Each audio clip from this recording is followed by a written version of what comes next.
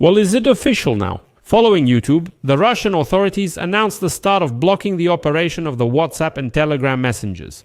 As of October 22, a complete block of access to the Telegram and WhatsApp messengers has been recorded in 40% of Russia's regions. And experts assure that by New Year's, people in Russia will simply forget that such messengers ever existed, since Roskomnadzor has set the goal of completely blocking their operation. Roskomnadzor stated, quote, "To counteract criminals, measures are being taken to restrict the operation of foreign messengers in accordance with materials from law enforcement agencies." They also stated that it was the citizens themselves who appealed to them to finally block these damned Western messengers.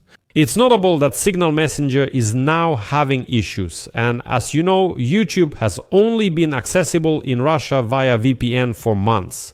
In short, the Iron Curtain is rapidly falling on Russians, but more on that later in the episode. I'm Alexei Pichi, let's discuss this together. But before we start this episode, I want to ask you to subscribe to this channel, like the video, write any detailed comment under this episode, and also subscribe to my Telegram channel Pichi News. The link to it is in the description of this video. There we publish breaking news as it comes in. If you want to support the work of this YouTube channel, you can do so with any donation or a paid subscription. How can you do that? All the details and methods are in the description of this video. It says there, support the channel Alexei Pichi. Choose any format that's convenient for you. I will be grateful for any support from you. So, on October 22, in 40% of Russia's regions, access to the Telegram and WhatsApp messengers was blocked. Earlier, Roskomnadzor claimed services were restricted due to democracy, partly by our government. In Russia, some regions are already reporting the loss of the ability not only to make calls, but also to exchange messages in the Telegram and WhatsApp messengers. Just a reminder, Russia has 85 regions and messengers already don't work in 34 of them. 3 waves of blockages have been recorded. Russian authorities started blocking access to WhatsApp and Telegram on Monday afternoon, October 20. The blockages at that time mainly affected the southern regions of Russia. Well, in other affected regions, the problem did not become widespread. By Monday evening, a second wave of blockages began. It affected in particular Bashkortostan and Irkutsk Oblast. On October 21, the restrictions spread to 21 more regions, including Moscow, St. Petersburg, Tatarstan, Yaroslavl and Kaliningrad Oblasts, as well as Yakutia, several regions of the Far East, and so on. On the afternoon of October 22, Roskomnadzor announced that it had begun, as they say, partial restrictions on WhatsApp and Telegram. Quote,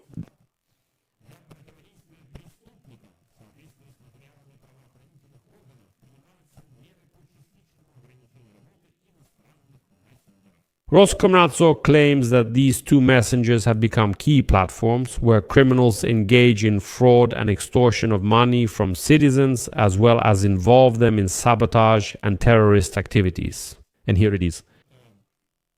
They also state that WhatsApp and Telegram management refuse to cooperate with Russian authorities to counter these crimes, so these services should be disabled for all Russians. But in fact, these messengers simply refuse to hand over all user data to the Kremlin and the authorities in Russia. And it's funny that Roskomnadzor stated that the first blocks of Telegram and WhatsApp were carried out due to numerous requests from citizens. Supposedly it was the Russians themselves. They were just begging Putin's Kremlin to finally block their access to these damned Western messengers. At least one of them for sure. And as of today, WhatsApp is de facto blocked in Russia, at least in some regions. The messenger is popular worldwide, but in Russia it's seen as a hub for terrorists and scammers. And now Russian experts are sure that the process of fully blocking Telegram and WhatsApp in Russia is going exactly according to plan. Experts also point out this is a repeat of the YouTube scenario. YouTube, the American video hosting service, began being blocked in Russia in summer last year, and by late 2024 it stopped working on all devices without VPN.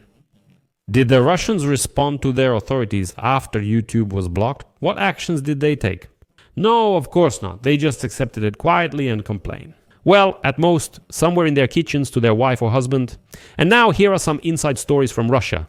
Telecom industry sources are telling Doge television channel that the actual blocking of Telegram, the most popular messenger in Russia, with an audience of over 100 million users, could happen by New Year's. I should note here that Doge television channel, for me personally, is just a cover for opposition activities. It's a pseudo-opposition television channel. In this context, their information is acceptable. Whether to believe it or not is up to you. I've already shared my opinion about this Doge channel with you. Well, now let's go over it in more detail again. Why are messengers being officially blocked in Russia? What is Putin doing, and why are Russians acting like a herd about it? On Wednesday, Roskomnadzor announced it had started restricting Pavel Durov's messenger, which it had also unsuccessfully targeted in 2018. At the same time, WhatsApp was also blocked, which has almost as many users as Telegram. There are over 90 million users there, and the decision was made to counter criminals, based on law enforcement materials and many citizen appeals. So, Roskomnadzor treats Russians like fools, saying they're blocking messenger access because people supposedly requested it. Didn't know? They claim you asked for it. You didn't want YouTube, Telegram, WhatsApp, or Signal to work at all. And then they'll give you Shebernet, create some kind of sovereign internet that will be controlled exclusively by Vladimir Putin, and you'll be happy about it. Roskomnadzor says you're asking for this yourselves. In reality, both Telegram and WhatsApp refused to cooperate with the Kremlin, which demanded they give all Russians message and call data to Putin's regime. To grasp the scale of the problem, note that Russia has restricted calls on these messengers since August. But today it's also impossible to send messages. And overall, the app simply doesn't work in the hands of a Russian. But since Roskomnadzor can't block the messengers all at once, experts believe that the messengers will be gradually squeezed, including random, not constant blocks. First on fixed line operators, then on mobile ones, and more often, making the use of messengers increasingly difficult and inconvenient. So that Russians would give up on their own. They'd say, listen, it's inconvenient, it glitches all the time, I'll just switch to something sovereign. Thus, in Russia, the transition to a new stage has begun, blocking the last platforms not controlled by the Kremlin. That is, the Kremlin's goal is absolutely clear, to establish total control. The Kremlin aims to control both online information and the routes and methods of data transmission, so that the Russian internet can function in isolation and be turned on or off as desired. Vladimir Putin. If he wants, Putin can shut down the internet, forcing all Russians to read newspapers. So far, Putin hasn't been able to do this completely, but the Kremlin is already very close to it. I'll leave it at that. Share your conclusions and opinions in the comments below this episode, subscribe to the channel, hit the bell, and don't forget to like. That's it for now. Take care. Goodbye, everyone.